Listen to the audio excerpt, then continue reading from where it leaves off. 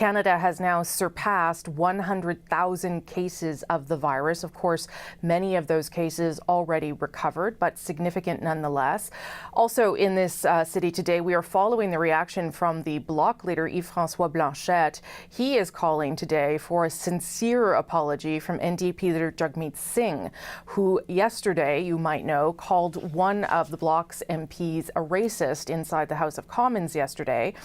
There was a motion on the table by the NDP to look at systemic racism inside the RCMP, as well as a series of other measures.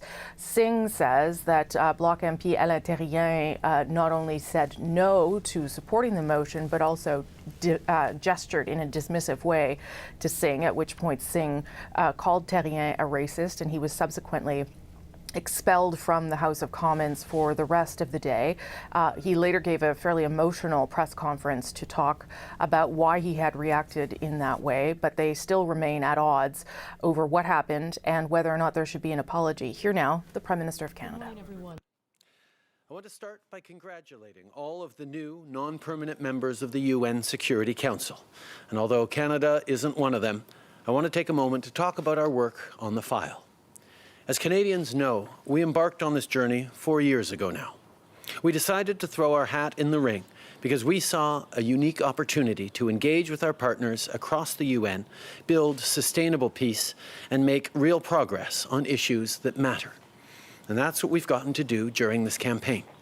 We forged new partnerships, we strengthened existing friendships, and we laid a solid foundation for an even greater collaboration in the future. And that's never been more critical. Now, more than ever, global cooperation is crucial not only to defeat the virus, but to address the great challenges of our time, challenges that transcend borders. Growing our economies, mitigating the impacts of climate change, building a lasting peace, advancing gender equality, protecting our citizens. We have to engage with partners to achieve these goals. Getting this seat was never an end in itself, but rather a means to an end, a means to ensure that our voice was heard and that our values upheld on the world stage. The bid was certainly one way to achieve this, but it's far from the only way. Moving forward, Canadians can count on us to keep working with our partners to make progress internationally on issues that matter to them. First of all, I'd like to commend all the new non-permanent members of the United Nations Security Council. Even though Canada is not part of that group, I would like to take a moment to talk about the work that we accomplished in that area. As Canadians know, we have been working on this for 4 years. We decided to throw our hat in the ring because we saw it as a unique opportunity to collaborate with our partners in the UN and to build a sustainable peace and make concrete progress on issues that are important to Canada. And that's exactly what we did during the campaign. We forged new partnerships. We strengthened our ties of friendship with various countries, and we laid the foundation for greater cooperation in future. And that has never been as important as it is now. Today, more than ever, global cooperation is critical, not only to defeat the virus, but also to meet the major challenges of our time, challenges that know no borders. We will be working with partners, and we must, if we want to fight climate change, bring in sustainable peace, advance gender equality, and protect our own citizens. Securing a seat was never an end in itself, but rather a way of getting to our goals, a way of ensuring that our voice would be heard and our values would be upheld on the global stage. Sitting on the UN Security Council was one way of doing that, but it's not the only way. Canadians can always rely on us to continue to work with our partners to advance the issues of importance to us. Across the country, we're starting to reopen parts of the economy, and that's welcome news for everyone. But as we start loosening some restrictions, we also have to strengthen other measures so that we don't lose the progress we've made. As some people start heading back to work, testing and contact tracing is crucial. That's why we've been working with the provinces and territories to ensure that they have everything they need to keep people safe and healthy. And today, we're taking an important step forward toward containing the virus and safely restarting the economy, led by the Canadian Digital Service and with the help of Shopify, BlackBerry, and the Government of Ontario. We've been working on a nationwide mobile app that will notify users if they've been exposed to COVID-19. We will soon begin testing this app in Ontario. There are already a number of other provinces, including BC, who are working with us on this, but it will be available to everyone in the coming weeks. Premier Ford will have more to say on how the app will work in Ontario later today, but I want to thank him and his government for their leadership and partnership. Now, I want to stress that this app will be completely voluntary. It'll be up to individual Canadians to decide whether to download the app or not. But the app will be most effective when as many people as possible have it. Here's how it's going to work. If you test positive for COVID-19, a healthcare professional will help you upload your status anonymously to a national network. Other users who have the app and have been in proximity to you will then be alerted that they've been exposed to someone who's tested positive. The notification will encourage them to reach out to their local public health authorities. At no time will personal information be collected or shared, and no location services will be used. The privacy of Canadians will be fully respected. Today, we are moving forward with a view to containing the virus and safely reopening the economy, led by Canadian Digital Service in cooperation with Shopify, BlackBerry, and the Government of Ontario. We are developing a mobile application to be used all across Canada that will inform users if they have been exposed to COVID-19. Soon, we will be testing that application in Ontario. A number of provinces, including British Columbia, are already working with us, and the application will be available right across the country in the coming days. This application will be fully voluntary, not mandatory, but it will be more efficient if it is downloaded by as many people as possible. Now, this is how it's going to work. If you receive a positive COVID-19 test, a healthcare professional will help you upload your status anonymously to a national network. Other users who have the application and have been in proximity to you will be alerted to the fact that they have been exposed to someone who tested positive.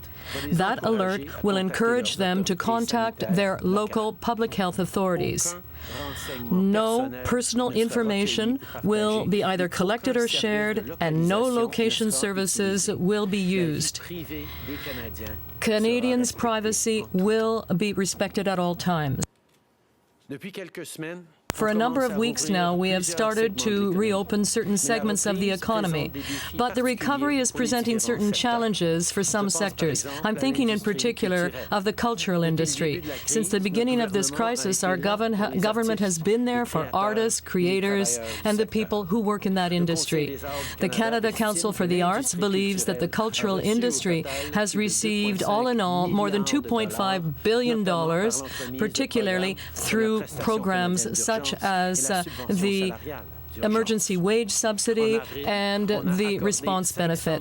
We granted $500 to that industry to help our artists and rising stars in the sports area to get the support they need. And we are starting a portal today that will be open. Now, any organizations that want to have funding can now apply on the government site. We are making significant progress, but we also know there's still a great deal to be done. In recent months, our museums have seen losses, major losses of revenues, which is threatening the jobs of a lot of people.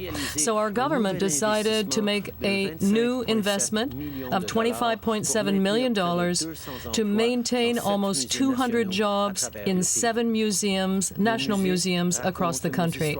Our museums tell our stories, pay tribute to our artists, and enrich our communities. The people who work in those institutions preserve our Canadian heritage. They allow us to learn about our past and to discover the people who have marked our country. Our government has been closely monitoring the spread of the virus, its impacts on our economy, and making the right adjustments along the way. We're going to keep listening to Canadians and look for other ways to support them as the situation evolves. I'm happy now to take your questions. Thank you, Prime Minister. We'll now go to the phones first for questions. One question, one follow-up. Over to you, operator. Thank you. Merci. Première question, Raymond Filion, TVA. À vous. Good morning, Prime Minister. The UN Security Council, you said a few years ago Canada is back, and yet yesterday you got fewer votes than the Harper government did in 2010. How do you explain that? Well, for a number of years now, we have been engaging with the rest of the world at many different levels because that is in Canadians' interests, and it's in the interest of the entire world for Canada to have a strong voice, whether it be on climate change, or economic development in the most vulnerable countries, or gender equality, or help for the most vulnerable. Canada, for a number of years now, has been doing much more. Of course, we would have very much liked to continue to raise our voice even more within the Security Council, but we've seen in recent years that Canada was having a positive impact, and we will continue to work on that. Now, there's no doubt that this is not the result that I was hoping for, but the partnerships, the work we've done, and our engagement in recent years will certainly continue to serve us in the future. Follow-up, Ray? That doesn't answer my question. How do you explain the fact that Canada received fewer votes and failed in its attempt to secure a seat? Is this not the sign that you were unable to improve Canada's reputation? Well, we knew when we jumped into this race that our two competitors, Norway and Ireland, whom I called to congratulate on their success last evening, had 4 or 5 years of entry into the race.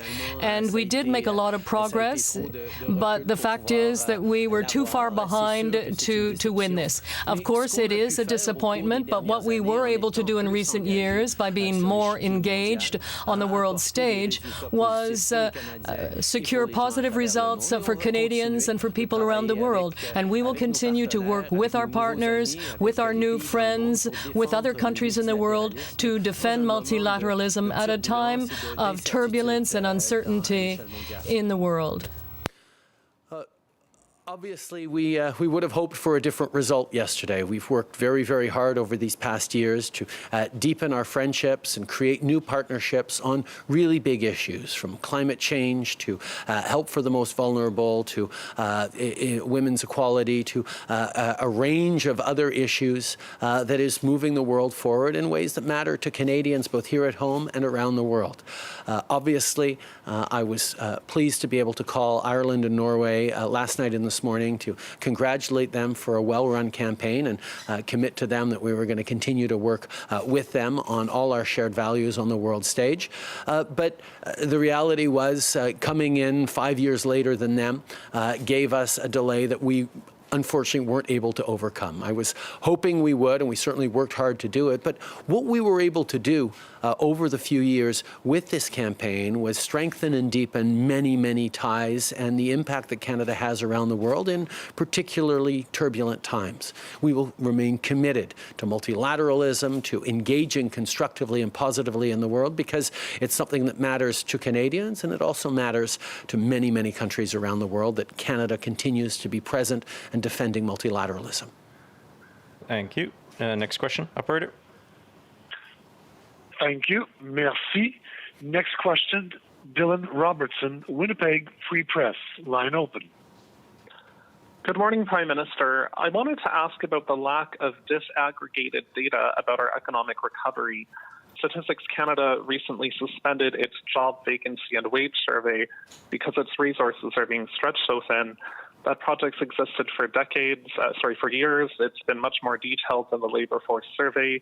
Your departments are also not publishing any data on how the CERB, the wage subsidy, or the commercial rent subsidy are being taken up by province or by gender. This recovery differs by region, but it seems like we're flying blind. So I'm wondering if you're going to divert resources so we can actually measure the recovery more precisely. We know that solid data is a foundation for making the right public policy decisions. This is a very difficult time with COVID-19, where we've had to set up new systems and adjust old systems to better respond, and our focus every step of the way needed to be on getting the help out to Canadians. But at the same time, we've been working closely with Statistics Canada on collecting better data, and we've been working also with the provinces to enable them to get data that is able to be collated at the federal level. We know that we need better data. We need more disaggregated, race-based data, and this is what we continue to work on right now. There's still, as you point out, much improvement to be made, but we are very much focused on understanding how we're doing so that we can get through this even better. Follow up, Dylan? And Prime Minister, I wanted to talk about police forces under provincial jurisdiction. The Winnipeg police have shot and killed 3 Indigenous people in recent months. They were filmed last week kicking a man while he was held down. Your minister, Dan Vandel, said he's revolted by these incidents, that little has changed over 2 decades in Winnipeg, and he said that your government needs to lead the way in combating what he calls police brutality. So I'm wondering what action you'll take beyond the RCMP, and if you'll be pressing Premier Pallister on this in your call this evening. Last week, and certainly again tonight, we will be talking about our shared responsibility over various police services across this country and the need to address systemic racism that exists in all of our institutions, including all of our police forces. That's why I know that it can't just be a federal issue, although there is plenty for us to do at the federal side. We do need to work with all partners on this. This is why we're going to continue to talk not just about making strong statements about committing to fight systemic discrimination within our jurisdictions, but we're also going to be talking about concrete actions that need to be taken at different levels of government right across the country in order to make sure that racialized Canadians and Indigenous Canadians don't continue to suffer the kind of daily lived reality of discrimination that is all too common. Tonight, once again, I will be speaking to the premiers of systemic discrimination and our collective responsibility for various levels of police services. And we're going to be talking about making the necessary changes. Certainly, the federal government has a lot of work to do and many levers we can use to improve things concretely, but we must work with the other levels of government, and that's what we will do. Not just to commit to doing better, but to develop concrete plans and actions that will allow us to improve the situation for Canadians facing discrimination on an almost daily basis. Thank you. Merci. Next question, Christy Kirkup, The Globe and Mail. Line open. Good morning, Prime Minister. Do you believe the RCMP disproportionately uses force against Indigenous peoples, and if so, why? I think we've seen data that suggests that Indigenous people are at greater risk of mistreatment or excessive force used by police services, including the RCMP, across the country. And that's just a clear and vivid illustration of systemic racism, systemic discrimination that exists within our country and across a range of institutions. We need to work hard to address this, to change the protocols. I've had conversations with the Commissioner of the RCMP on this, and I know I'm going to have the opportunity to speak with provincial premiers tonight on what we can do in various police forces across this country. This is something we do need to address, and soon and rapidly. We recognize that this is a reality for racialized and Indigenous Canadians to be more often the victims of aggression or injurious actions by the police. We must address this problem, which is a clear illustration of a systemic discrimination and racism that exists within our institutions. And that's why I am having conversations with the Commissioner of the RCMP, but also with the premiers of the provinces, so that we can take concrete action to better serve and protect minority Canadians. Follow-up, Christy? And Prime Minister, there are now calls for an independent investigation to be launched by your government of the RCMP's conduct, including its use of force against Indigenous peoples. Is your government on board?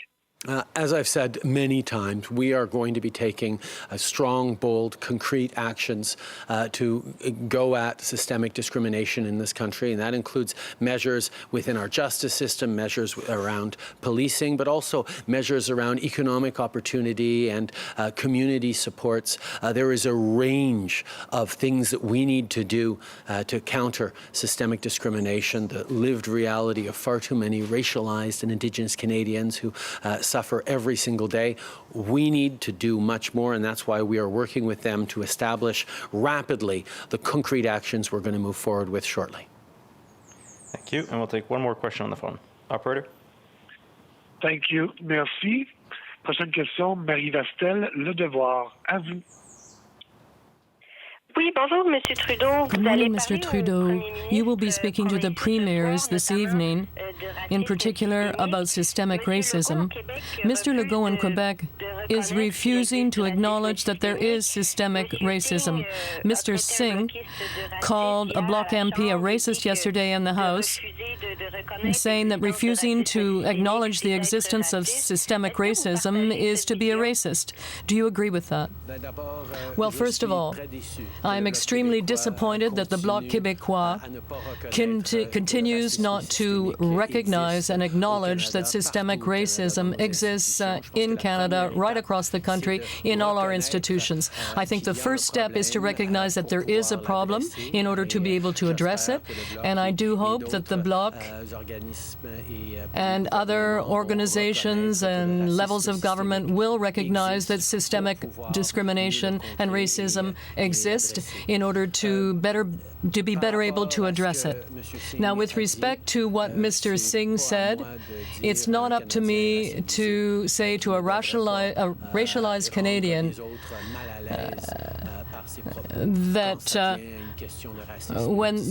what to say or do when a question of racism arises. I think many Canadians are facing racism, and these are conversations that make people uncomfortable, of course, but they're conversations that have to happen if we want to move forward as a country. First of all, it is disappointing that the Bloc Québécois continues to refuse to accept that systemic discrimination, systemic racism exists within our country, in every part of our country and in all our institutions. Recognizing systemic discrimination is the important first step towards being able to address it and ensure better opportunities, outcomes, and lived realities for racialized Canadians and Indigenous Canadians particularly. In regards to what Mr. Singh said, it is not for me to criticize any Canadian, particularly not the only racialized leader in the House of Commons, for making other people uncomfortable by calling them out for not recognizing systemic discrimination. I think we need to recognize that these conversations are going to make people uncomfortable. But it has been the lived reality of racialized and Indigenous Canadians for far too long. And we need to continue to move forward in a way that attempts to bring people together. But yes, we are going to make some people uneasy with recognizing things have to change. Suivi, Marie? Oui, merci. Et donc, yes. Okay, so you're disappointed that the Bloc does not recognize the existence of racism in institutions, but what about François Legault? Well, I think that right across this country, there are different individuals who are at different stages in terms of recognizing that racism exists. But I think the conversations we're having now and the strong voices that are being heard talking about the problems that are here and the need to find solutions will reassure us that we are moving in the right direction and that everyone can understand the work that is ahead of us and get down to it. Continue to be people across the country who struggle with the idea of systemic discrimination, but the sooner we recognize that it exists and that we need to move forward together, the more we listen to the lived reality of racialized Canadians, of Indigenous Canadians, the more we understand the challenges that are being faced every single day in our institutions, in our country, the more we are going to be able to address them and improve our country and actually be more the country that we all know we want to be in our hearts. Bonjour, Monsieur Trudeau. Christian Noël de Radio-Canada. Christian Noël, Radio-Canada. Now, even in countries where those tracing apps are used and are most popular, only 40% of people are using them, and that's not enough for it to be helpful, says public health in those countries. Now, British Columbia has dropped this for privacy reasons. Why do you think that Canadians will be more interested in subscribing to that application and that we will not see the same failure as elsewhere? Now, in terms of the experiences with this type of app elsewhere in the world, I think they were based on a telephone app, and the application had to remain active on the phone in order to work. Obviously, that used much too much power from the battery. It was complicated to use, but this application is based on a change made by Google and Apple to their operational systems, which means you can download the application and forget all about it. You don't need to do anything for the application to work. So if you test positive anonymously, a code will be developed that will make it clear to people who were in proximity to you that they have been exposed. You'll receive an alert from someone if you were in proximity to someone who tested positive, and at that point you can call the public health department. So this is a very, very simple application. We drew lessons from what other people did around the world in that area, and we know that this type of simple and anonymous application that is entirely voluntary will be extremely powerful in terms of helping us to reopen the economy safely. Over the past months, we've seen a number of different applications put forward by various jurisdictions around the world that, you're right, didn't really work all that well. Some of the challenges were that these applications needed to sit in the foreground of your phone and therefore drained batteries, and you had to work to keep them active quite regularly. In the past weeks, Apple and Google put out major upgrades to their operating systems that allow this application to work in the background. So you don't have to do anything around this application other than download it. If you test positive, they will plug in a code that alerts any phone that has been close to yours that you have now tested positive. And if you have a phone that alerts you that you may have been in proximity with someone who subsequently tested positive, you can just call public health and they'll work through the next steps that you have to do. It's something you can just download and forget about. And because it's completely anonymous, because it's low maintenance, because it is completely respectful of your privacy, including no location services or geotagging of any sort, people can be confident that this is a easy measure that they can have to continue to keep us all safe as we reopen, as we get more active. This is an approach that we are confident is going to make a big difference, and Canadians can do this and forget about it. Une des préoccupations des One gens, of c'est the notamment la concerns of people is privacy.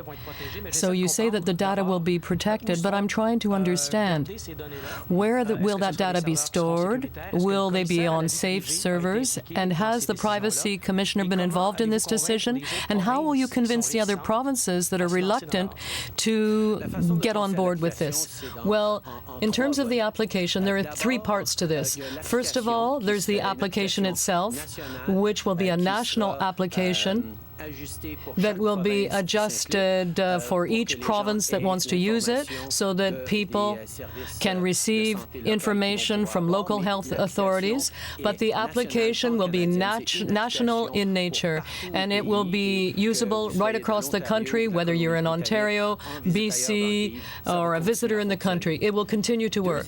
Second, the data bank will be held by the federal government, and it will contain only the anonymous codes associated with various phones. There is no personal information stored, nothing that can identify you. It will just be a code that will be associated with a positive test or no positive test associated with that code. So the register will be controlled by Canadian Digital Services within the federal government, entirely safe and secure, and only in Canada. The third part is public health departments in every province and territory. Their responsibility will be that when a test happens, that the code is developed anonymously, saying that this phone is associated with a positive test. And then after that, if someone receives an alert telling them that they could have been in contact with someone who has tested positive, then they will call public health and say, I think I may have been in contact with someone who has tested positive. What should I do now? And the public health department will look after that person. So it's completely anonymous. It's entirely rigorous. Yes, we worked with the Privacy Commissioner on this. We worked with BlackBerry, with Shopify, to ensure that everything would be private and anonymous, and people can have confidence that this will be a very, very helpful tool in helping us to be more effective in contact tracing. I think the way to think about this app is actually in three different sections. One is the national app that everyone can download that will be customized for each province, but it will be one app that whether you download it and live in Ontario and travel to BC or travel to the Northwest Territories, if that becomes an option, it'll work everywhere across the country. So it's one app for all Canadians, and there are over 30 million smartphones that could take this app in Canada. So we can talk about a significant portion of the Canadian population that could be protected by this app that you can download and then forget about. The second part of it is obviously the national database. There will be a database of randomized codes associated with each smartphone that has this app that will be divided into two columns, those who may have tested positive and those who have not tested positive. So if your phone gets in proximity for a certain amount of time at a certain closeness to another phone, it'll register that it has had contact with that anonymized number. Not a phone number, but an anonymized identifier for the app. A few days later, if that person you were in proximity with tested positive, you will get a notification to reach out to your local health services. So the third part of that app is the local, provincial, or territorial health services that will ensure that when someone tests positive and they have the app is notified that that random number associated with your phone goes into the red column. On top of that, if you are notified that you were, over the past few days, in proximity with someone who then tested positive, you'll be encouraged to call your local health authorities to say, I think I just got an alert that I was in proximity with someone who looks like they just tested positive. What do I do? And the local health authority will walk you through that. And it's completely separate from the app at that point. It's the same thing as if you realize that your grocer that you just had a conversation with 2 days ago suddenly tested positive, and you should probably call your local health authorities. So it's an extra tool that helps people move forward with confidence that we're going to be able to track and trace more of the exposure or the potential sharing of the COVID-19 virus around the country. It is an extra layer of protection that goes on top of everything else we're already doing, and that's why we're encouraging people to download the app once it becomes available in early July. Hi, Prime Minister. Tom Perry, CBC. Is there a level that you're trying to hit in terms of the number of people downloading the app? And if they don't, you don't reach that level, is there a plan B? I think any amount of people that download it will be useful for that person and for our society.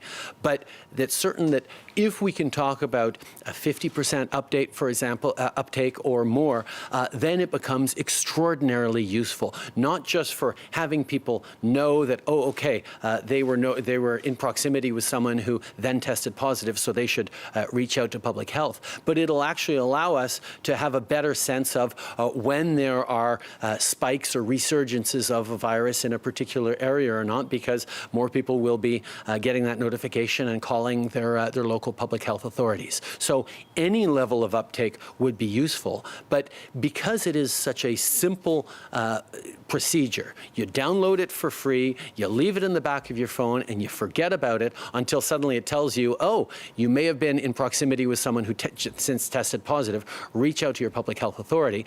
It's something that we expect that a lot of Canadians are going to realize here is a tangible thing they can do to keep us safer as we move forward in the reopening. Okay. Évidemment, of course, this is a tool that will be more useful if a lot of people decide to download the app. If we get over 50%, it could really have a transforming effect. But even if there are only a few people that do it, it will be a tool, an additional tool that will help us to carry out contact tracing. The fact is, it's so easy. You just have to download the app and then forget about it. The application will then completely anonymously alert you and to tell you you may have been in contact with someone who tested positive for the virus. At that point, you can call the public health authorities to ask them what you should do. And so it has so many benefits for the individual and for society as a whole without any downside, because it's anonymous. There are no location services or geographic services used. It's completely within the control of the user, and it's completely secure. So we are expecting a lot of Canadians to want to do their part very simply, because if there is a new outbreak of COVID-19 in one location, very quickly with people who are receiving an alert right away that they may have been in contact with someone who tested positive, then they can take action. Is there a plan B? And I mean, how much more complicated does that make contact tracing? Contact tracing, as it is right now, is being done with hundreds and even thousands of people across the country who are doing it manually, and that will continue. What this app provides is an extra layer of effort that is removed. If someone has the app and is notified by the app that the person that they contacted with or this person they sat next to in a cafe subsequently tested positive, that prevents that person in the cafe from having to explain, well, I was in the cafe at this particular time, and I think Jim from down the street was sitting next to me. Maybe you should call them to tell them that they might have been exposed to me. The app does that automatically. So it is a layer of additional effort, but it is in addition to all the contact tracing that we're doing right now, all the control we're having. It adds to our capacities in a very useful way if there is strong uptake, but what we're doing as it is continues. Kevin Gallagher with CTV National News. I just want to go back to yesterday in the House, Prime Minister. I want to ask you, do you think that Alain Terrien with the Bloc Québécois was racist by voting against the motion from NDP leader Jagmeet Singh that there's systemic racism in the RCMP? I think it remains problematic that the Bloc Québécois refuses to recognize systemic racism in the RCMP and in this country. The first step is recognizing that there is a problem so that we can address it, and it is unfortunate that they continue to resist recognizing the lived reality of millions of Canadians who are Indigenous or racialized. But you won't comment on your opinion on what you think that action means. Do you think that that action in the House, by purposely voting against the motion, do you think by that in itself, this is what Mr. Singh is alleging, of course, that in itself was racist? First of all, that's something for the Bloc Québécois members themselves to explain why they continue to resist recognizing the lived reality of far too many people that systemic discrimination does exist in this country. Secondly, in regards to Mr. Singh, I think it is important that we recognize that racialized Canadians whose lived reality is discrimination and microaggression all too often, are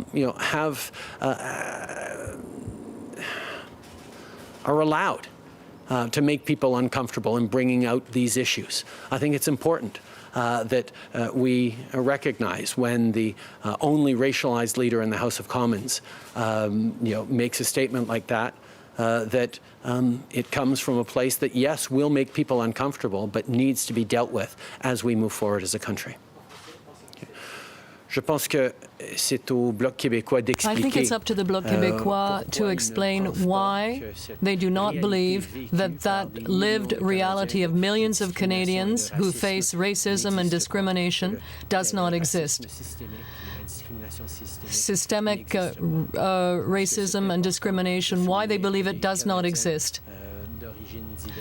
There are Canadians of diverse origins, such as the leader of the NDP, who face discrimination and know that discrimination exists in Canada, and who may say things that make some people uncomfortable.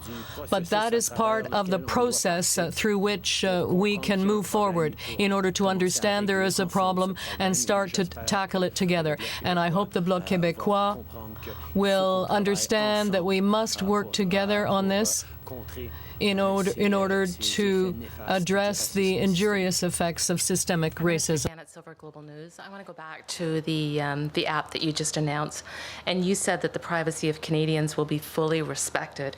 I'm wondering whether or not the Privacy Commissioner has been involved with this new app, and if he has not, will he be? And also, do you have buy-in from all the provinces?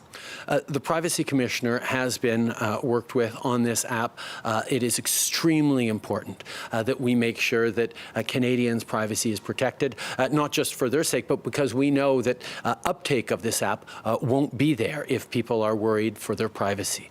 That's why it functions entirely on an anonymized basis. There are no identifiers of your phone, of your number, of your identity, of your address, or even of your location that is any part of this app. A random code associated with your phone will be held in a secure national database that will be consulted by the apps across the country to see whether that randomized code has tested positive for COVID or not. If it has tested positive, your phone will tell you that, oh, you've been in proximity with someone who subsequently tested positive for COVID, so you should probably call your local health authority. That's what it is. It's super simple, it's super secure, and we've worked very, very carefully to ensure that it is that way. It will be available as of the beginning of July right across the country. The app is there. The national database of anonymized data is there to be consulted by the app right across the country. The third part of the app is integration into the local public health services, so that when someone is tested positive, that the app is notified that they are tested positive. That requires working with the provinces on that. We have a number of provinces already moved forward on that. But even if you're visiting a province that does not have the app, you can still make sure that you're being protected, because people who have the app in that province, even if their public health authority hasn't signed on to it, but who are in contact with someone from Ontario who then goes back to Ontario and tests positive, they'll be notified that they had been exposed to someone who had the app. Obviously, it'll work better once all provinces and territories are part of it, because what we've seen from other jurisdictions is when you can have one clear, extremely simple, download and forget about it app that is totally secure and completely anonymized, and yet an extremely effective tool to continue in a safe reopening of our economy, the uptake will be quite high right across the country. Okay. This application will be available right across Canada starting on July 1st. The National Registry, or the National Data Bank of anonymized data associated with each phone will be in place, but we need the provinces to work with us so that public health officials can register a unique anonymous code for someone who tested positive in order for the people that person has been in contact with to receive an alert telling them they have to speak to their local public health authorities. Now, even if you're in a province where they have not taken the step of ensuring public health notification, if someone is visiting from Ontario, for example, and you both have the application, and proximity has been established, when that person returns to Ontario and tests positive, and there the application sends a notification, even in that province that doesn't have that system, you will be notified that you may have been in contact with someone who tested positive. So this is a tool that works much better when all the provinces and territories are part of the system. But even if your province or territory does not have it yet, once it starts, it will be useful to have, and we do expect that Canadians right across the country will get on board, as well as provinces and territories, when they see that it is a simple system that can help them to protect their own citizens. Minister, we now have over 100,000 people who have been diagnosed with COVID-19, and there are still discrepancies across the country, even within communities, as to where and when you wear a mask. I'm wondering whether or not your government has any regrets that we didn't ask Canadians to wear masks sooner. And as we head into a possible second wave, what more you can do to encourage people to wear masks when they go out? I think in the first months of this COVID-19 pandemic crisis, we were very strongly encouraging people to stay home, to not go out, and to keep very rigidly socially distanced when they did go out for groceries or for whatever reasons they had to go out for.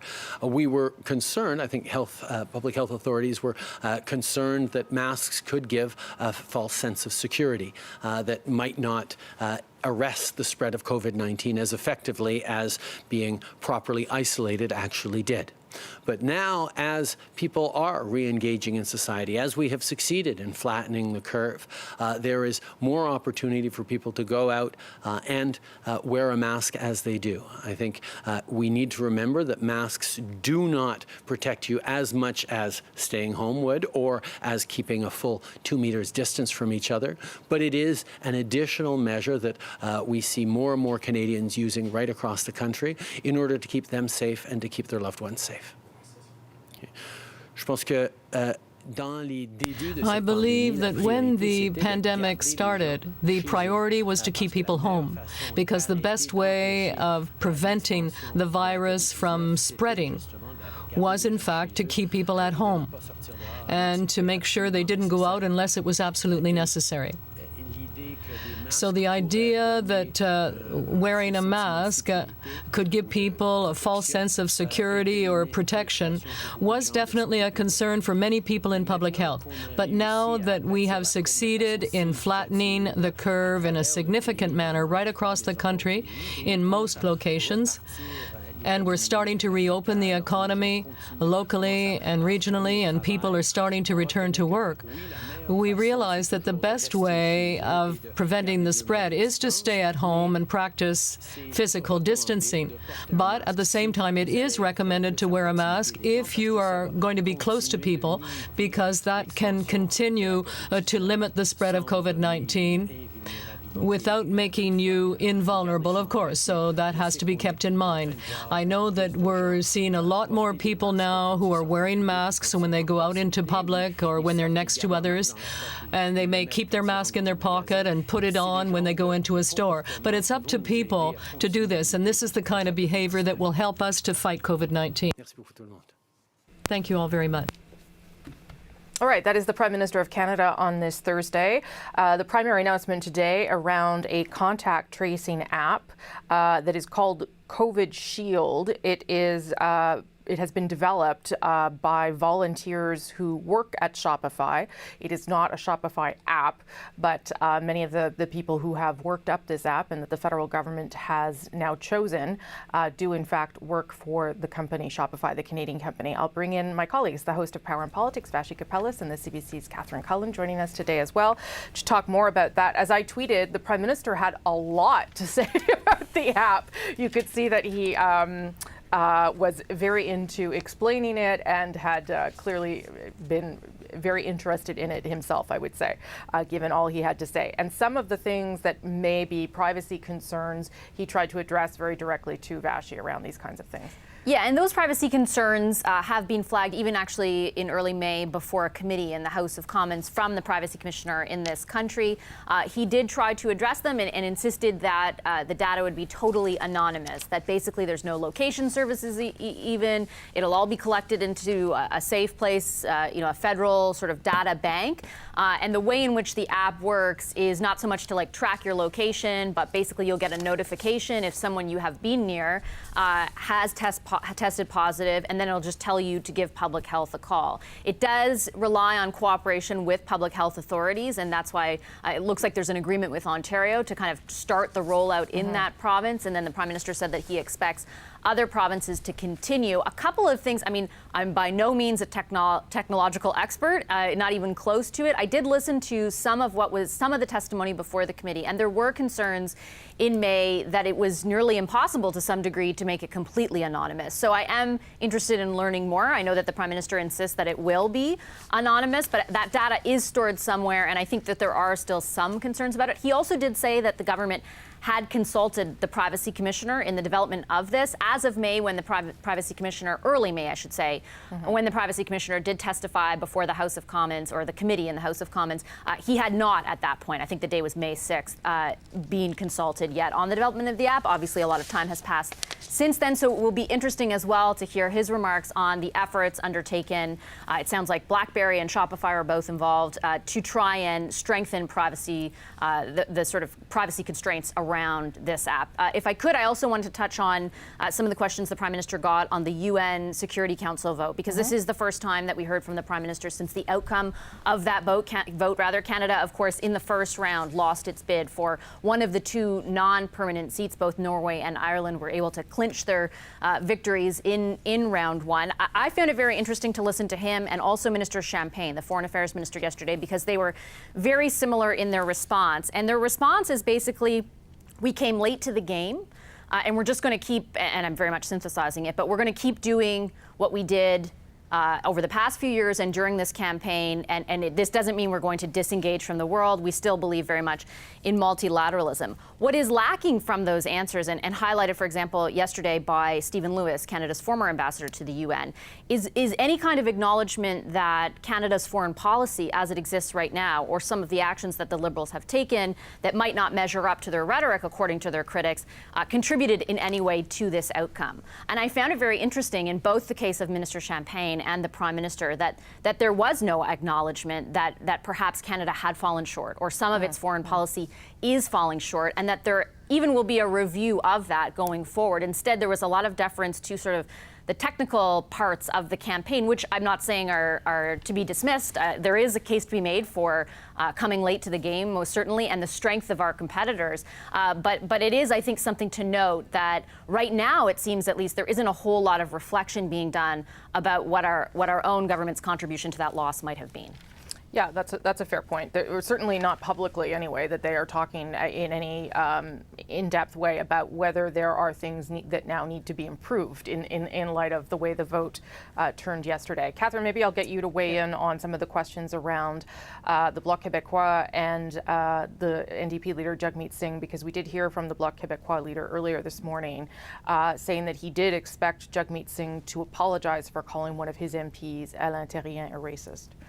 And that is not going to happen. That is clear from speaking with members of the NDP. And I think, frankly, anybody who watched Jagmeet Singh's press conference yesterday or heard any of the clips from it, his anger, his sadness, the emotion he felt about what he saw Alain Terrien doing, this not only the motion itself, but this the physical motion, the what he perceived as a dismissive gesture that Monsieur Terrien made. Jagmeet Singh is certainly not interested, I think, in any way in apologizing for what he said.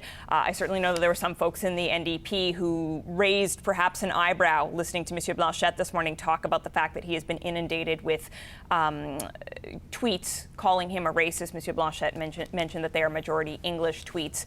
Some of the people around Jagmeet Singh who have seen the racism that he experiences, I imagine, both online and in person, are perhaps not overwhelmed with sympathy for Monsieur Blanchet at this moment. It was interesting to see how the Prime Minister handled all of this, Rosemary. When you think about what he did, I think it's just over a week ago now, taking a knee on Parliament Hill at that anti-racism rally, I think it would have been difficult for him to dismiss Jagmeet Singh's concerns, and that certainly wasn't what he did today. He said, we have to listen. This is an uncomfortable moment. Things are changing, and that's going to require people to be uncomfortable. He didn't go so far as to say that he wholeheartedly supports Jagmeet Singh and calling Alain Terrien a racist. The Prime Minister did say repeatedly that he tried to put some blame on the Bloc by saying that they are not acknowledging that systemic racism exists. In fact, that is not what Bloc leader Yves-François Blanchet is saying. He is saying he believes in systemic racism. Perhaps the definition that he is putting forward of that it is essentially a vestige of many, many years ago that might still exist in some places, in some institutions. Some people might not be satisfied with that, but he is not denying its existence. I know, again, from speaking with the NDP today, though, their focus, they don't really want it to be primarily on the Bloc today. Jagmeet Singh is going to be in the House of Commons today, we're told. That is the plan.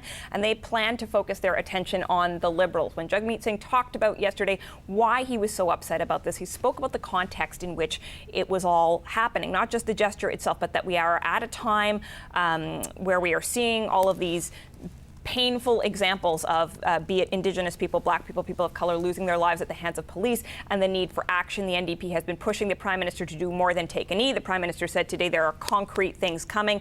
The NDP is really, I think, going to focus in on ensuring that there is some of that action and that we see it immediately, keeping their focus on the government and not another opposition party. Right, and trying to move it probably away from the personal experience of Jagmeet Singh and into the policy conversation around it. Okay, I'm going to come back to both of you, if you don't mind, just quickly get some reaction to this announcement by the Prime Minister about this contact tracing app that is made in Canada. Claudia Popa is a cybersecurity expert with Data Risk Canada. He's also author of the Canadian Cyber Fraud Handbook, and he joins us in Toronto. Good to see you. Thanks for making the time. Thanks for having me on. So I'm not sure how much you heard there from the Prime Minister, but he went into a lot of detail, I thought, about how the app will work and why he thinks it should allay some concerns for Canadians. So I just want to go through some of those things to get your take. First of all, the fact that it will not have geotagging of any sort, that it will, in fact, work through a Bluetooth operation. This is sort of what it would look like. I'm just showing people on their screen. Right. How reassuring is that to you, the fact that you would only have to have your Bluetooth on to know that your phone has been near someone who was exposed to COVID? So I think that's the way to go.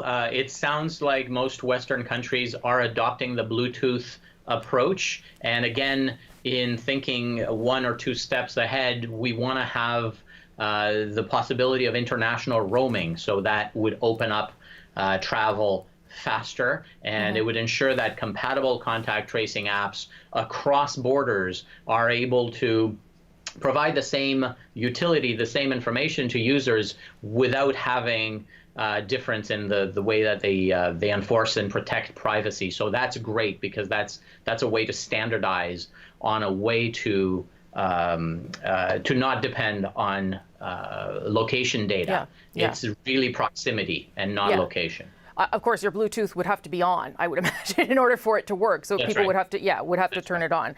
The Prime Minister was quite insistent that there would be no personal information held, that there would be anonymous coding around the places where people had tested, or the phones, I guess, that registered a positive test for COVID-19. How should people feel about that? The fact that that would be held by the federal government and that there would be according to the Prime Minister, there would be no identifiers attached to that. Well, if there are no identifiers attached, then identities are protected. It's always worth. I mean, the devil's in the details. It's always worth having an independent view of how the application is designed, how it's been developed. Again, we depend on our privacy commissioners. We certainly respect their opinion, and certainly if privacy commissioners, especially the federal privacy commissioner, could endorse the application, it would really go a long way towards the trust level that the public can have in any app, any contact tracing app, not just this one, but perhaps the Alberta one as well. The bottom line is the public doesn't have visibility into how this is implemented. They don't have a technical understanding. They don't have a clear understanding of privacy either. So it would really help if it were independently validated, and certainly if the privacy commissioner could weigh in on it. Yeah, so it does sound like he's been consulted, so we'll wait and see what his assessment is of it. There have been suggestions by the Canada Research Chair in Information Law and Policy, for instance, that you need about 60% uptake in these apps for it to make any sort of difference. The Prime Minister said, listen, any level of uptake would be useful. I'm sure that's true, but what do you think around that? Around, first of all, whether there will be significant uptake, the fact that it's a national app, it will be at some point a national app, will that help with the uptake and people's buy-in? I think we need to get away from the idea that we have to have all the data. So I agree with the Prime Minister. Any information is great to have. We are not trying to collect all the information and derive all sorts of trends from it. We're trying to help people stay away from situations that would help spread this disease. So I think that's great. If there's a herd immunity level from the perspective of adopting the application, fine. But we shouldn't necessarily consider it useless or think that it has less value simply because we have not reached 60% or even 20%. Again, we're in a society where we place an emphasis on opt-in rather than opt-out. We want to give people the choice, and that's how we build trust. Well, it did seem to me too, when the Prime Minister described it, that even the level of opting in is pretty low, right? You just have to download it, and then if you test positive, obviously register that. But I remember we were talking to, for instance, the developers of the Mila app, which ultimately the government chose not to go with, and it was, extensive, and there was artificial intelligence, and it would tell you how healthy you were. I mean, it was really, it was really a lot. It seemed to me that the Canadians were going to have to buy in here. The fact that it's really just download it and say if you've tested positive, do you think that will help allay some people's concerns and perhaps encourage uptake?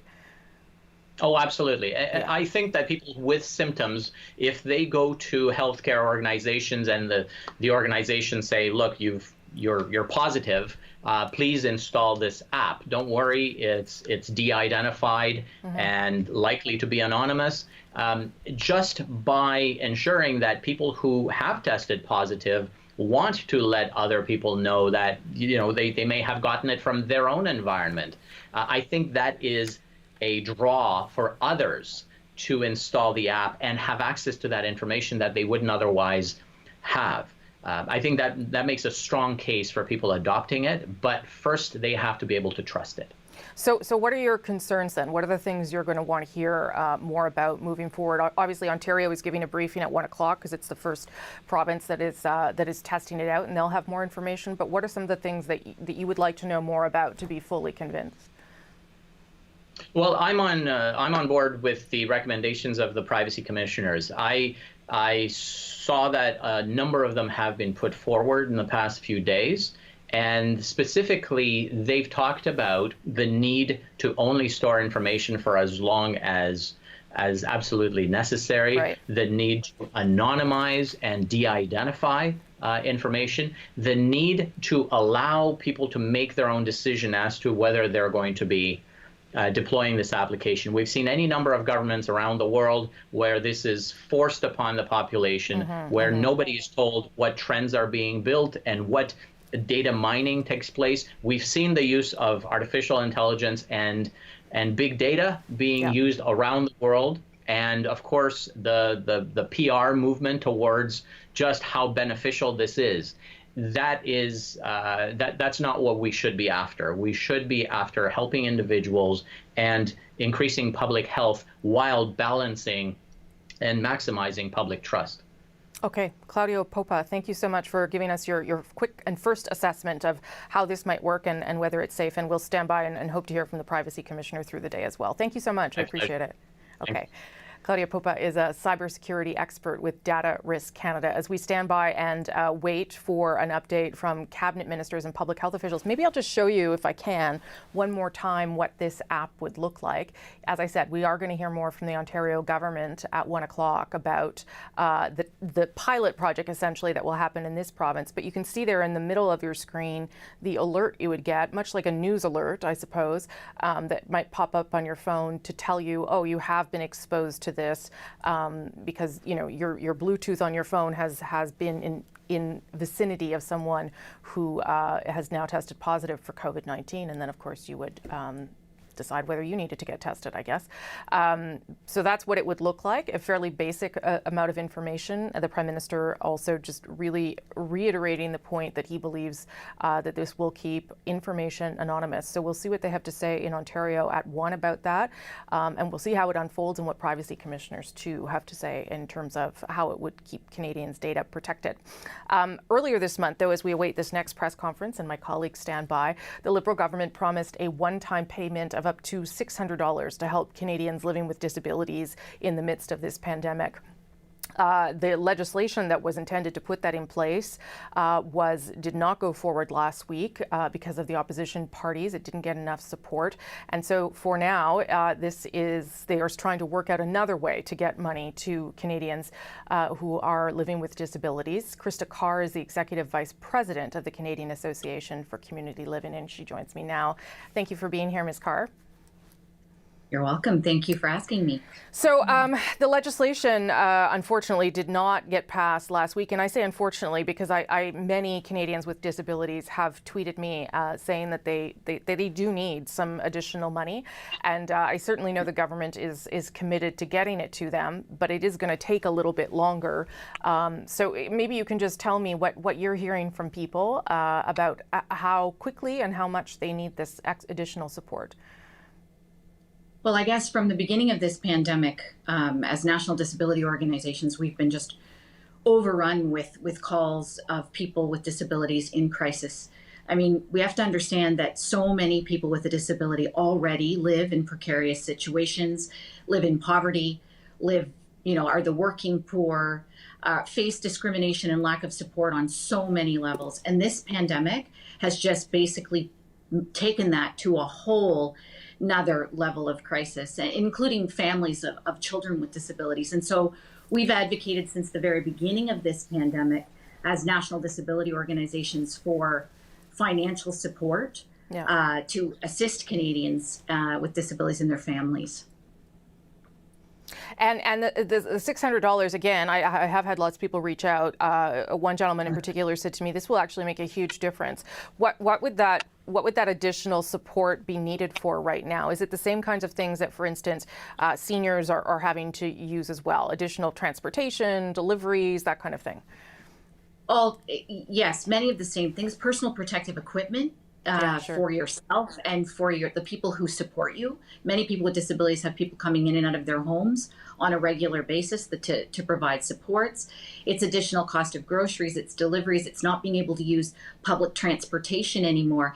And even many of the in-kind services that exist within communities that people with disabilities rely on, like Wi-Fi access at libraries or Tim Hortons or food banks that provide them additional groceries.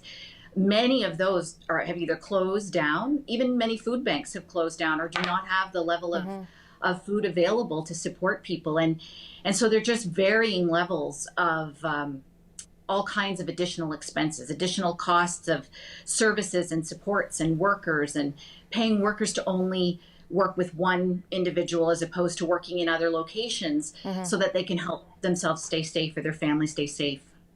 So the way the government was going to identify how to get this money to the people that needed it was through the disability tax credit, and the information of who benefits from that, who has access to it. But I know that you and others have concerns that maybe doesn't hit everybody. That the disability tax credit in itself is maybe not a broad enough swath of people. Yeah. So I think the first thing I would say is that the announcement of the financial support to people with disabilities was certainly a welcome first step, and a relief, I guess, on the part of the disability community that there was a recognition by the federal government that this was a community in need. And we've seen all kinds of payments go out the door to other populations in need as well. Now, having said that, the disability it's a bit of a complicated situation because the federal government doesn't have a financial income relationship with Canadians with disabilities in the same way they do, for example, with seniors through older security. They don't have that direct income relationship. And so they have the disability tax credit, they have Canada Pension Plan Disability, they have the Veterans with Disabilities benefit, and some other small peripheral things. And there are approximately 6 million Canadians with a disability. And 1.25 million of them qualify for the disability tax credit. And that's 1.25 million people who are going to get desperately needed financial support. And again, as I mentioned, welcome, but it does leave out a significant number of Canadians with a disability. And so many organizations like mine and others have advocated, is there an alternate mechanism to get the money to people? Could we do a federal provincial transfer where the money would go to, people living on income assistance, disability income assistance in the provinces and territories? Yeah. But of course, that also brings difficulties because provincial governments have shown, with the exception of BC and a couple territories, that by and large, they're clawing back at least partially or mostly all of any benefits thus far that people with a disability living on income assistance in their province and territory are able to qualify for. And so federal provincial territorial relations are difficult, and the federal government I don't think was as anxious to get into a situation where the money wouldn't actually end up in the hands of people with disabilities. Right, or to have to negotiate again with the provinces through something for shared jurisdiction. Okay, well, Ms. Carr, as I say, such an important issue, and I have been told the government's still committed to doing it. It's just a matter of how and, of course, when. So we'll keep on the story. I appreciate it so much. Thank you very much. Thank you. Great. Thank you. Appreciate it. That's Krista Carr in Fredericton, Executive Vice President of the Canadian Association for Community Living. Okay, let's take you now here back to Ottawa, where we're getting our daily briefing. This is the Chief Public Health Officer, Dr. Theresa Tam. Thank you. Thank you very much, Dr. Tam. Et maintenant, je donne la parole à Dr. Howard New. Now, Dr. Howard New. Merci. Good afternoon. I'll begin with an update on the latest numbers for COVID-19 in Canada. As you know, these figures evolve rapidly and are updated in the evening on canada.ca/coronavirus. Based on yesterday's data, there were 99,853 confirmed cases, including 8,254 deaths and 62,017 people, or 62%, who have now recovered. Labs across Canada have tested, in fact, we've already gone beyond 1 million 100,000 cases, rather. Labs across Canada have tested over 2,254,481 people for COVID-19 to date. Over the past week, an average of 36,000 people were tested daily, with just over 1% testing positive. In parallel with the COVID-19 pandemic, many communities across the country continue to struggle with historic rates of drug overdose deaths and substance use-related harms. Yesterday, we released the latest available national data that shows that we lost 3,823 people to apparent opioid-related overdose deaths in Canada in 2019. The majority of those who died were adult males, our brothers, fathers, friends, and neighbors. From the national data, we saw the number of deaths were on the decline in the second half of 2019. In fact, the numbers of deaths reported in the last 2 quarters of 2019 were the lowest they have been since 2016. This is a sign that our collective actions to address the drug overdose crisis had an impact. Sadly, we are hearing from partners across Canada that overdoses, including fatal overdoses, are on the rise again in many parts of the country during this time of COVID-19. Changes in the illegal drug supply in the wake of COVID-19 may result in increased risk of overdose for persons who use drugs. We know that stigma stops people from reaching out, and using drugs alone is a major risk factor for experiencing a fatal overdose. People who use drugs may be feeling more isolated as a result of the physical distancing measure to control COVID-19. So now more than ever, we must maintain our resolve to work together to stop overdose-related harms. Reach out to your loved ones, connect with your friends, and check on your neighbors so that they know you are there to support them. Health Canada and the Public Health Agency of Canada are also increasing supports for people who use drugs. We are focused on increasing access to treatment and harm reduction services, making it easier for people to access the medications they need, including as a safer alternative to the highly toxic street drug supply. I encourage healthcare providers across the country to learn more about the options that are available to provide care for your patients who use drugs by visiting the COVID-19 and Substance Use Toolkit, now available online at canada.ca. We know that there is more we can do to prevent drug-related harms and overdose deaths as we learn to live with COVID-19. Together, we can tackle these dual public health crises and save lives in communities across our country. Thank you. Merci, Dr. Kno. Thank you, Dr. Kno. We'll hear from Mark Miller, the Minister of Indigenous Services. Mark, please. Thank you. Sego Kwe, Tanse Ulukut, good afternoon, bonjour. There are a number of things I'd like to address today, and first, let me give a quick update on the progress we continue to see in flattening the COVID-19 curve in Indigenous communities. As of June 19th, we have confirmed 263 cases of COVID-19 on First Nations reserves. Of those, 213 have recovered.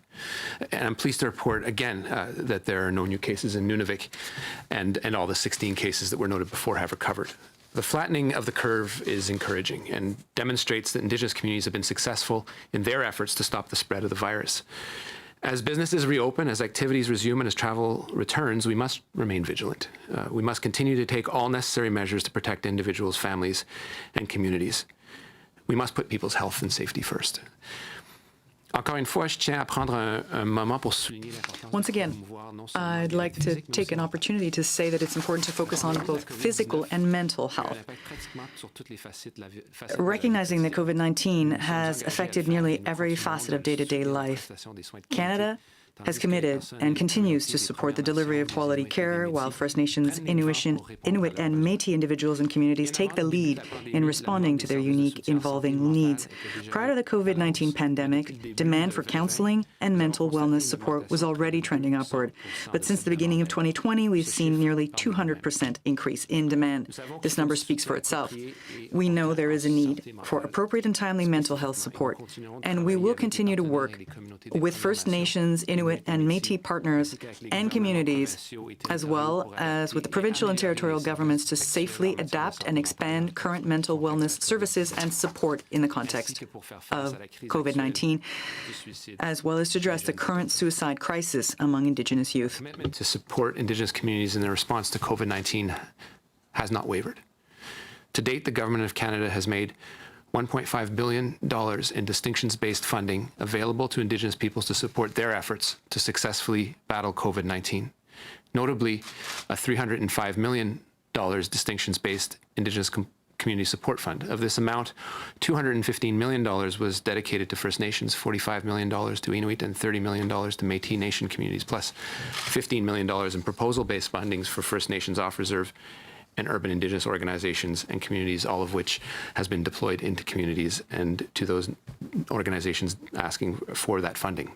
An additional $75 million was also made available for organizations supporting First Nations individuals off-reserve and Inuit and Métis living in urban areas, as well as $10 million in funding for emergency family violence prevention shelters on reserve and in Yukon.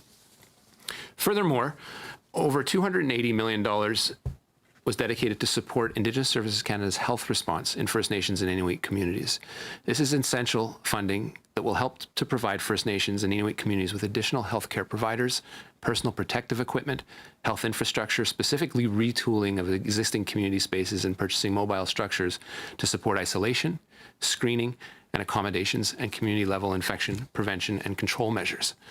In addition, as part of our response to COVID-19, we're also providing $270 million to respond to the financial pressures that COVID-19 has placed on the Income Assistance Program.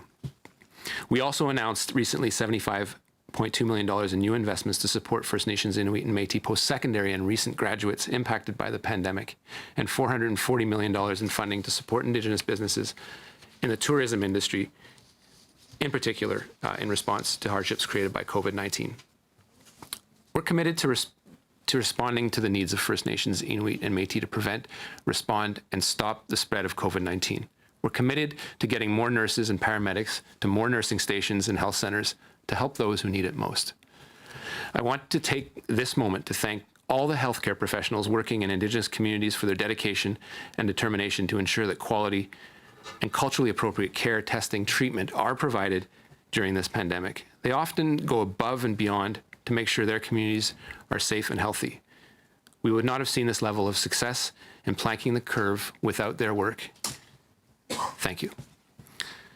But there's also another crucial topic I'd like to address today, and one that we can't ignore, one that shouldn't be dictated by politicians or media cycles, but one that should be discussed and thought about every single day in our homes, places of work, with our friends and family. Right now is a moment when Canadians are recognizing that there's unfairness built into our systems, and that these systems have always been unfair towards Indigenous peoples and racialized Canadians.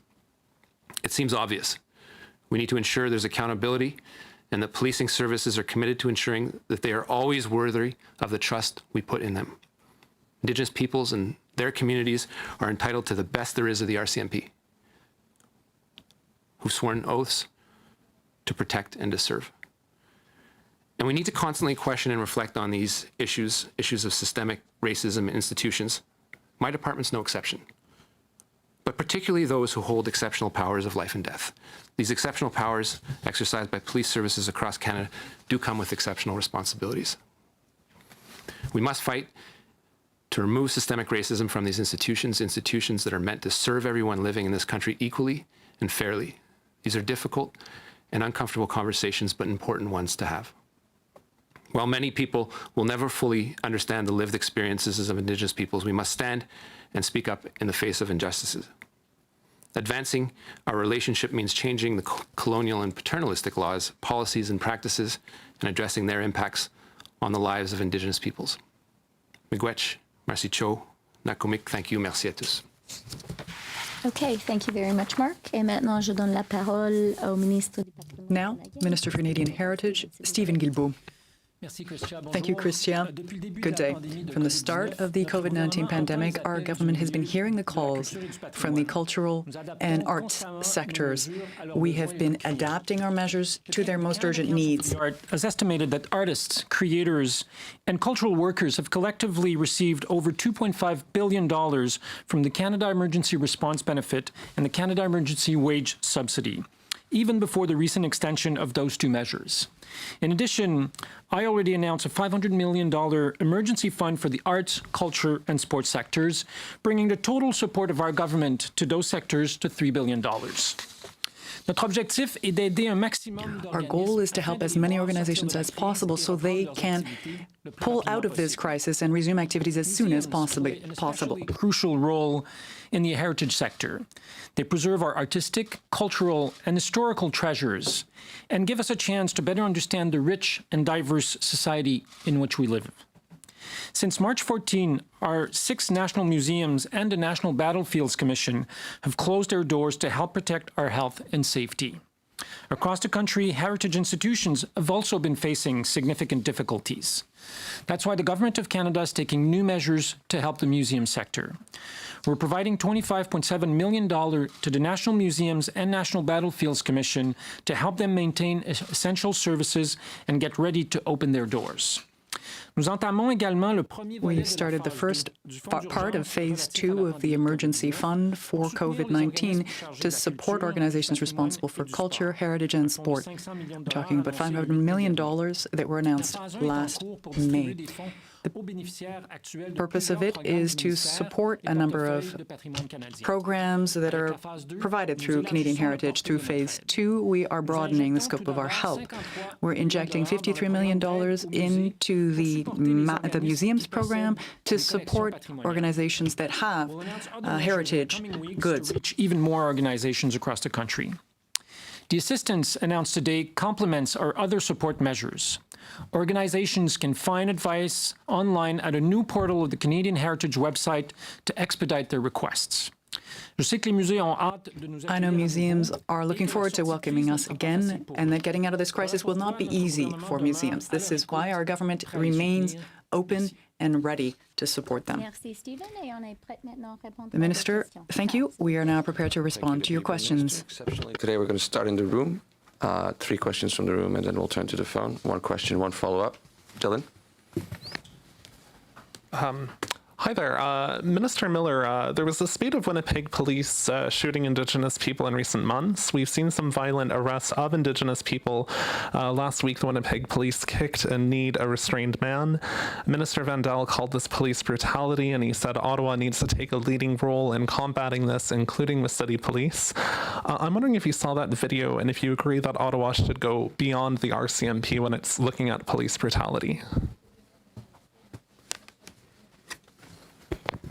Well, thank you, Dylan. This country needs to have a national conversation on the use and the spectrum of the use of force in our police enforcement agencies. That includes city police forces, no question. I agree with Minister Vandal. I did not see the video. I've seen many other videos, and this is part of the pattern. We dedicate ourselves to ensuring that there are independent investigations, and we do absolutely need to respect those. But it doesn't prevent us from ensuring there is accountability, ensuring there are national standards that must be enforced and respected, and ensuring there's a review in a timely fashion of an oversight and supervision of those police forces, like I said, that hold exceptional powers. And if there is systemic racism, we need to address it in a concerted fashion. For a question for Minister Guilbeault, I was wondering about the Canadian Museum for Human Rights. They were screening out gay content when religious schools tour the museum. At one point, they physically blocked a display about gay marriage. You said that this is condoning homophobia, so is anyone actually going to face consequences, and are you issuing any guidance for other institutions? Thank you. Our government expects national museums to be held to the highest standards of inclusiveness, social awareness, and respect. We are aware of apparent cases of self-censorship of LGBTQ realities at the Canadian Museum of Human Rights in Winnipeg and are taking this matter very seriously. Let me be clear. An institution like the CMHR should not be perceived as condoning homophobia or engage in self-censorship. Its role is to expose the realities of whose voices have been silenced, not silence them even more. We are in contact with senior management of the museum regarding these allegations and remain committed to promote and protect the rights of LGBT communities in Canada and abroad. Just wanted to get that answer in from the Heritage Minister. It follows a CBC story saying that employees at the Canada Human Rights Museum in Winnipeg had been told to shield some school groups from exhibits about gay and lesbian marriage in this country and other things. So that was the Heritage Minister's reactions to that. Let's go inside the House of Commons now, where Andrew Scheer is asking questions, I believe, of the Prime Minister of Canada. Let's listen in. That is his legacy in chasing this vanity project, Mr. Chair. The Prime Minister shook the hand of the Iranian Foreign Minister and even bowed just a month after that country's military shot down a plane with dozens of Canadians on it. So again, was it worth it? The Right Honourable Prime Minister. Mr. Speaker, I'll take no lessons on international engagement from a party that promised to cut foreign aid in the last election. Fortunately, Canadians didn't agree with them and has returned a government that continues to look at staying positive and engaged on the world stage. Yes, we have always stood up clearly and strongly for human rights, for our values, and we will continue to, even as we engage constructively around the world. Mr. Scheer. Mr. Speaker, this Prime Minister has sent billions of dollars of taxpayers' money to countries with economies more advanced than Canada's or led by dictators with terrible human rights records. That is his legacy. He's also turned his back on our friends and allies, voting in favor of one-sided anti-Israel resolutions at the United Nations in order to curry favor from countries who do not acknowledge Israel's right to exist. So again, was it worth it? The Right Honourable Prime Minister. Mr. Speaker, every step of the way we've continued to stand up strongly for Canadians' values and for Canadians' interests on the world stage. It is in our interest to see a more peaceful, more prosperous world in which everyone has a real and fair chance to succeed, and that's what we've been contributing to. On the question of Israel, we have stood strongly by Israel as a friend, but we have also expressed our concern about the annexation policy that they've put forward. These are issues that are complicated, but Canada will always stand true to its values and to our approach on the world stage. Speaker, this House voted to list the IRGC, the Iranian Revolutionary Guard Corps, as a terrorist entity. This Prime Minister refused to take action and do that. He's also refused to impose any Magnitsky Act sanctions on human rights abusers around the world, all in an attempt to curry favor with those dictators and despots at the United Nations, selling out Canada's values in pursuit of this seat. Now he comes back empty-handed, coming in last. So again, was it worth it? The Right Honourable Prime Minister. Mr. Speaker, it is always worth it for Canada to step up on the world stage. It is always worth it for us to reach out and fight for things like fighting climate change, fight for things like women's equality, fight for things like protecting our oceans, fighting for opportunities for Canadians around the world and opportunities for the vulnerable around the world. Mr. Speaker, Canadians expect their government to step up on the world stage, and that's exactly what we did. Here, here. Mr. Scheer. But that's not what he did, Mr. Speaker. You see, when he was in the same room as dictators and despots and leaders of countries with terrible records, he was silent.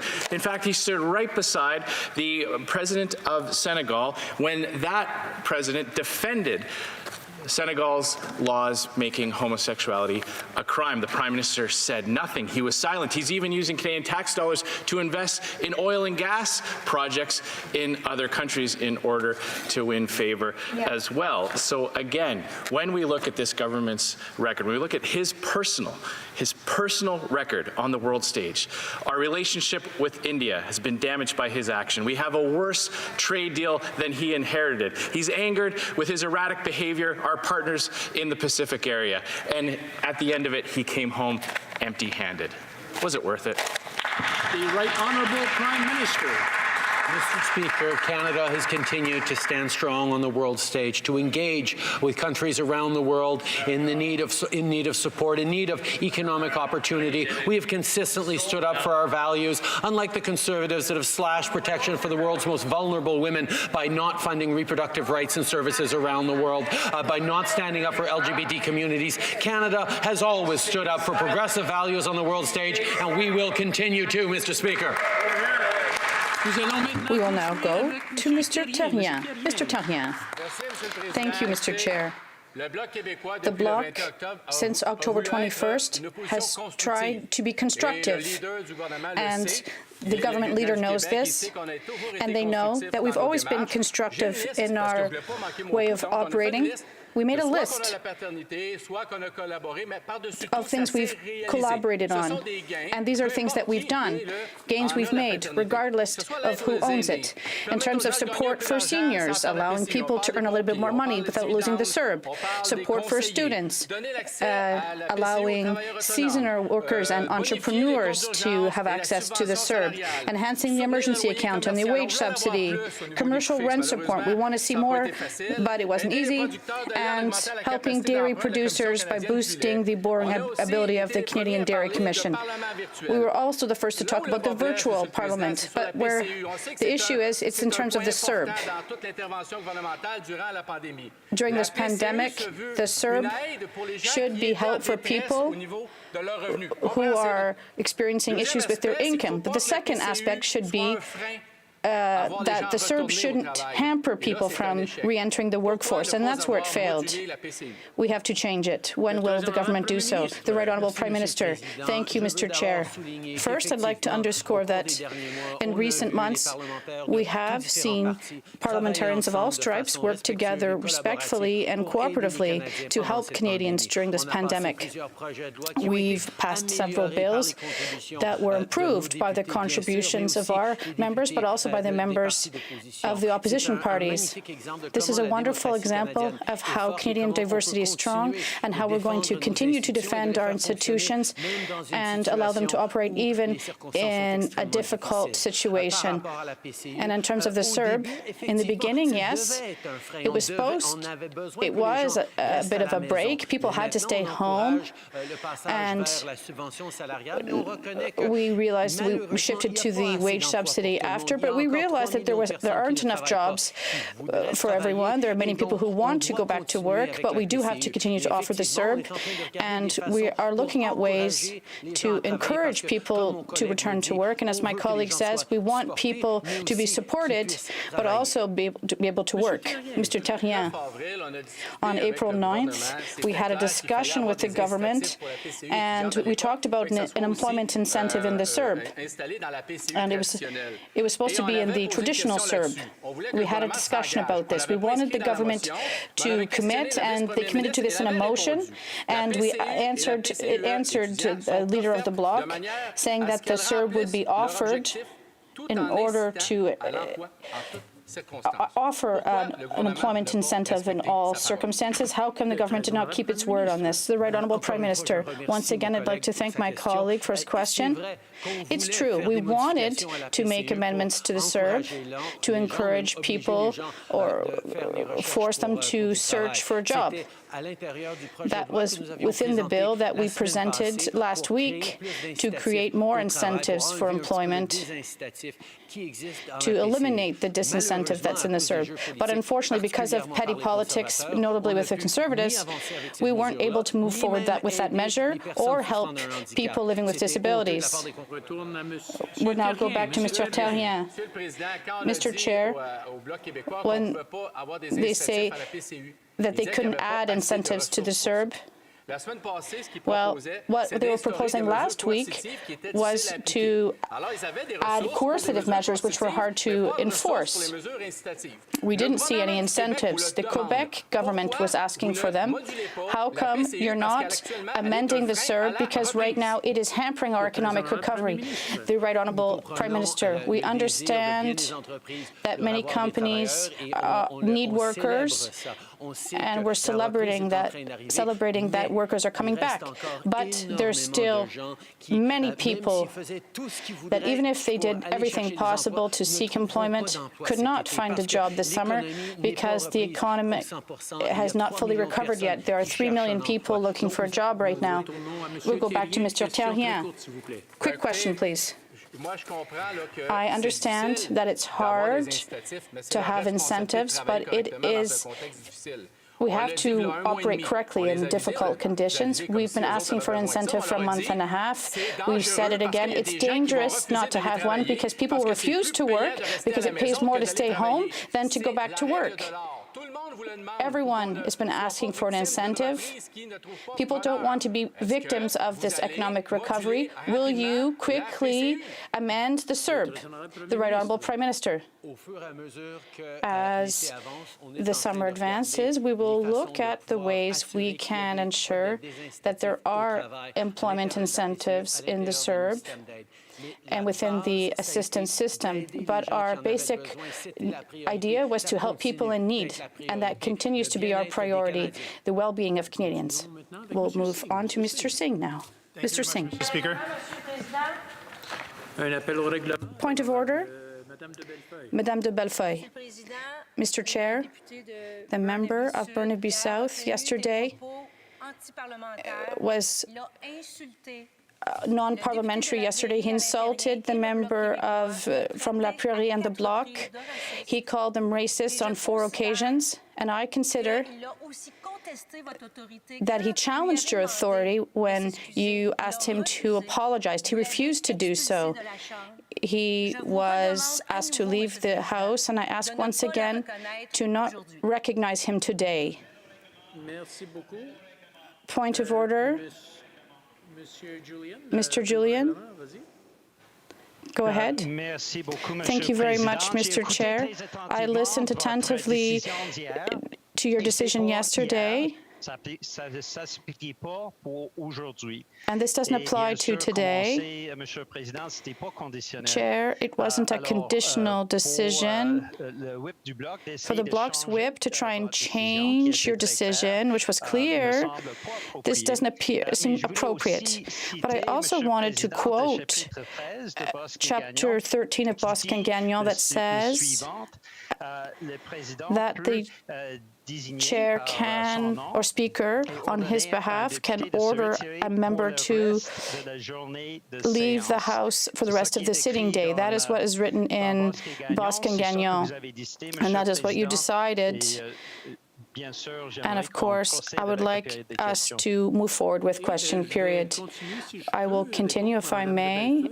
Madame de Bellefeuille, if you would allow that. What happened yesterday was part of a House sitting, and it was a House rule. Today, I received a letter from Madame de Bellefeuille, and I do have the intention to reflect upon it and to provide an answer, as I only received it just before I came to this committee today.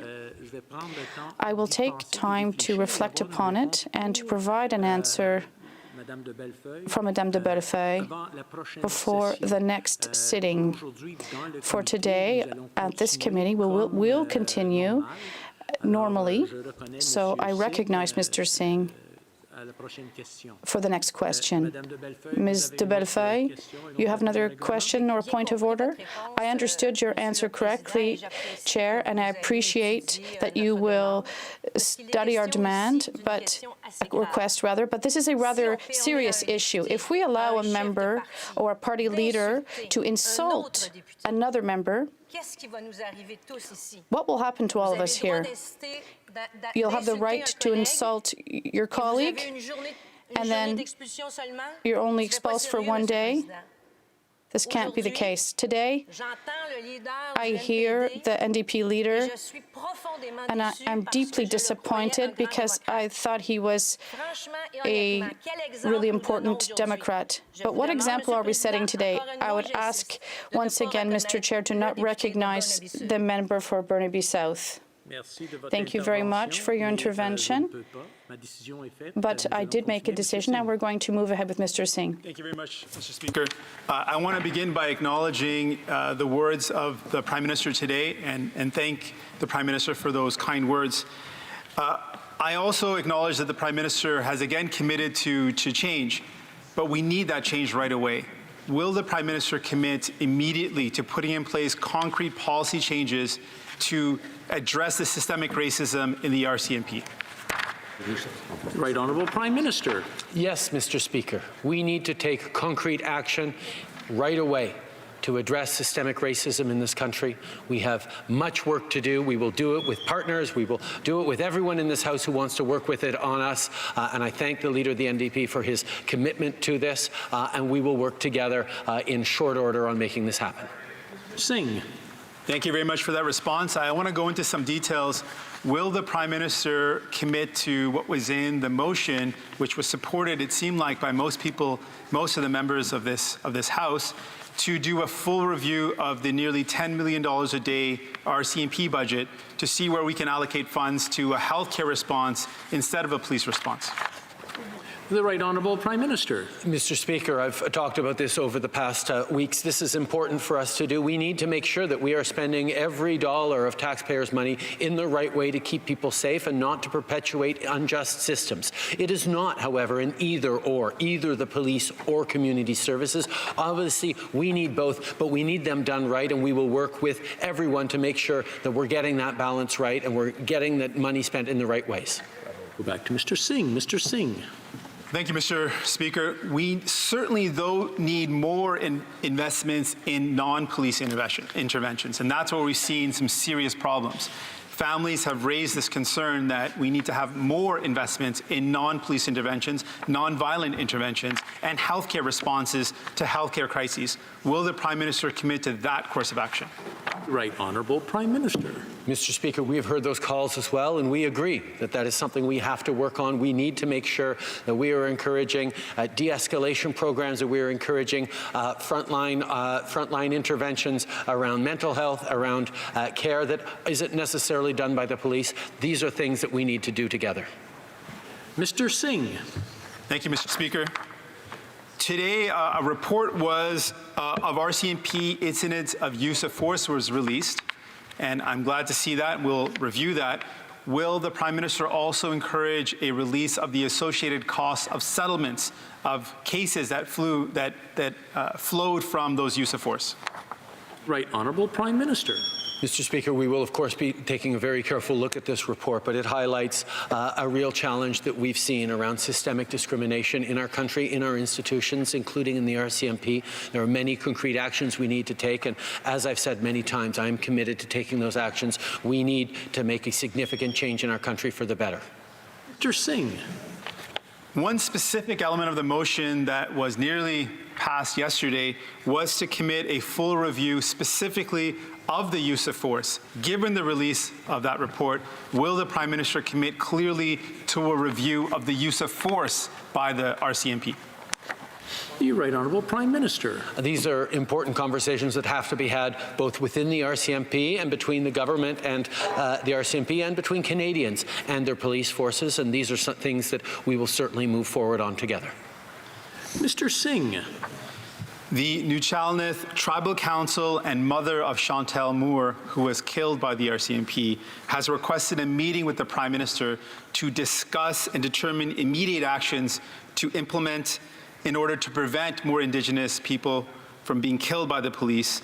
Will the Prime Minister meet with Chantal Moore's mother, and the Tribal Council of Nuchalnath? The Right Honourable Prime Minister. Our government has continued to meet with Canadians who faced extreme difficulties. Obviously, our hearts go out to Chantal's family and to the entire community. I will ensure that members of our government engage directly with her and her family, and with the mother and her the rest of the family, and with the community. We need to work together on changing things for the better in Chantal's memory and in the memory of all Canadians who have fallen in this situation. Mr. Singh, we have about 20 seconds left. Okay. Yesterday, the House was going to recognize that systemic racism does exist within the RCMP and recognize that we have to take action. Can the PM commit today to take rapid action, because we need concrete action rapidly? The Right Honourable Prime Minister. Yes, Mr. Chair, we do recognize that there is systemic racism within our country, and we commit to taking concrete and quick action soon to address this issue in cooperation with others. We'll now take a short break to allow others to exchange Okay, that is positions. the first round of questions and answers inside the COVID committee today. The Prime Minister taking questions. A very strange moment that we'll talk about now with Vashi Kapelas and Catherine Cullen. I found it strange anyway.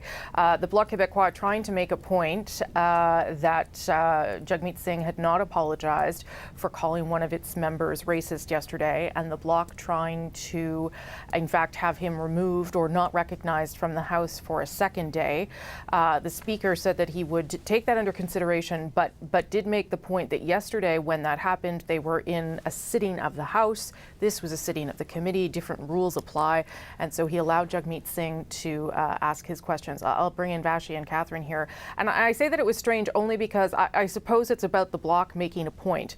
I'm just not sure that I don't know. I just don't know how that's going to reflect on them to try and have the NDP leader bounced again from the House of Commons because he wouldn't apologize for a comment that he believes is what he felt and how he feels about it. And I would also point out that the leader of the Bloc Québécois allowed the MP in question, Alain Terrien, to ask the questions of the Prime Minister today. And I'm sure that too was part of the Bloc's response to how this unfolded, Vashi. Yeah, you would have to assume that that was a very purposeful measure by the Bloc Québécois. He led the round of questioning. It's Alain Terrien who did. And I guess strange is the right word. It was certainly not maybe what we expected as we watched it unfold. I took note from the Speaker that member of the Bloc Québécois, that MP, had submitted a letter to him prior to the start of what we were watching in committee there, talking about what happened yesterday with Mr. Singh and I guess demanding some action from the Speaker's office. I'm not sure exactly, or the Speaker rather, I'm not sure exactly what those specific actions would be, but then in person stood up, as you point out, Rosie, and twice or maybe even three times asked the Speaker to basically not acknowledge the in formal terms Mr. Singh, which means don't let him ask questions. He was up to ask the Prime Minister questions, and as you say, the Speaker denied that request and said, I'm proceeding as normal because it's hard. It seems weird to say, but this is a committee, and yesterday was a very different sort of setting,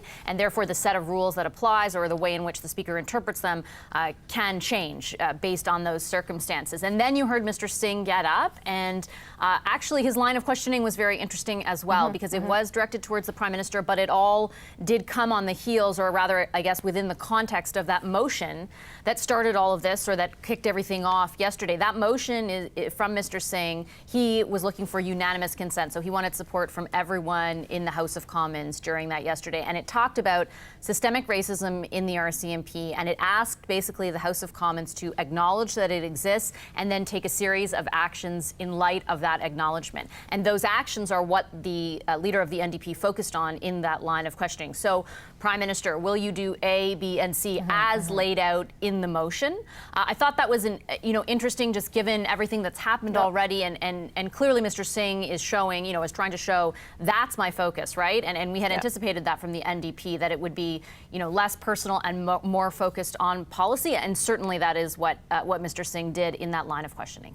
And just so people understand too, the Bloc Québécois said that the reason they did not want that motion to go ahead, at least this is what the leader said today, was that they didn't want a committee to reach a conclusion before they had done a study of the issue, which is sort of how things work. And I would also point out for people not familiar with how Parliament works, that there is something called unparliamentary language, and it was viewed by the Speaker at the time that calling someone a racist was unparliamentary. I understand why many Canadians would find that odd, but that is what happened yesterday, and the point the Bloc was trying to make is you shouldn't be allowed to insult other people I totally get that racism and the feeling that someone has done something to you or been racist towards you would be far more important to more people than unparliamentary language. I understand that, but I'm just trying to set up the context in which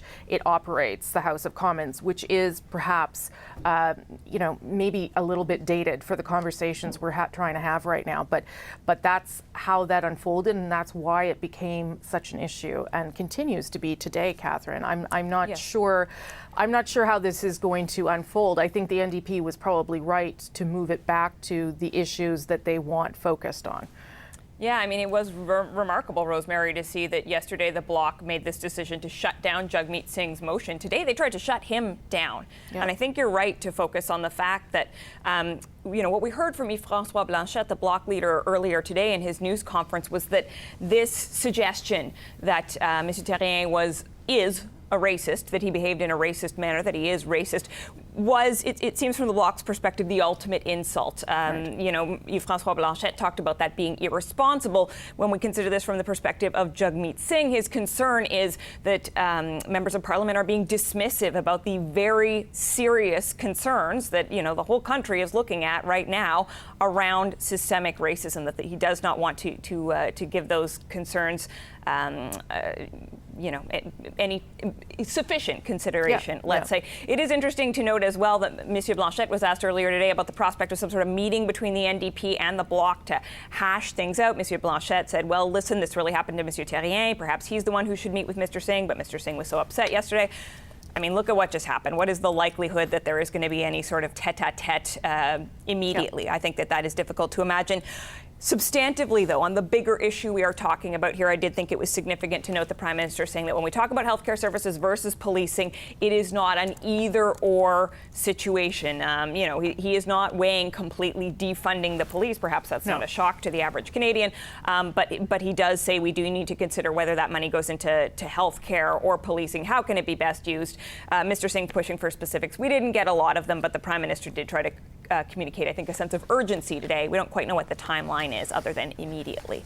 Yeah, I mean, he does seem to keep saying that there is an acknowledgement that something concrete needs to happen, that they want to move very quickly on something beyond the getting the RCMP to have body cameras for some of their force members. We don't really know what that is, but it does sound like there's an acknowledgement that something needs to happen quickly, and we even heard that from Minister Miller at the beginning of that question period, the Indigenous Services Minister talking about how things needed to change for Indigenous communities as well. All right, thank you both very much for your coverage. I appreciate it. I bet you can see Vashi later tonight on Power and Politics. I think perhaps Jagmeet Singh will be on your show. I touch wood. Yes, there. So you'll want to watch that. And Catherine Cullen, of course, you can catch her later on the National. Thank you both. I appreciate it. Catherine will be doing the Conservative debate, as will Vashi. Vashi has special coverage of the Conservative debate starting at 7 Eastern on CBC News Network. So they're very busy all day long. Thank you both very much. I appreciate it.